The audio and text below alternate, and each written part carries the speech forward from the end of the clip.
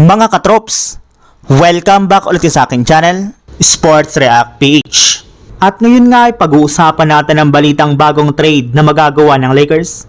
Pag-uusapan na rin natin dito sa ating panibagong video ang balitang pagbabalik na ni Kyrie Irving.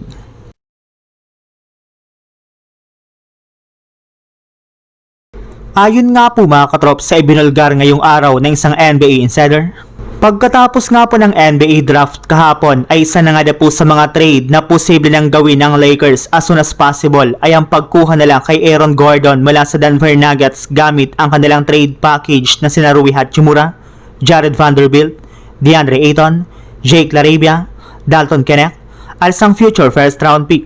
Isang malaking oportunidad na nga po ito para sa Lakers na makuha si Gordon na posible nga po nilang ipalit kay Rui Hachimura.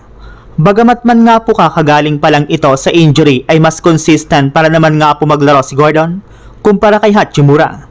Mas magaling nga po ito sa depensa at rebounding plus athletic rin naman nga po ito at kaya pa nga po niyang gumawa ng malalaking puntos na mapapakinabangan talaga ng Lakers sa susunod na season. Kapag nakuha nga po ng Lakers si Gordon mula sa trade sa Denver Nuggets, ay magkakaroon na nga po sila ng bagong super team na bubuuhin ni Austin Reeves, Luka Doncic, LeBron James at Aaron Gordon.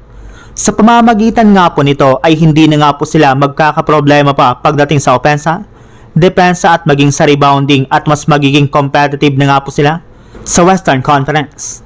Samantala, punta naman tayo sa ating sunod na pag-uusapan sa balitang pagbabalik na ni Kyrie Irving sa Dallas Mavericks.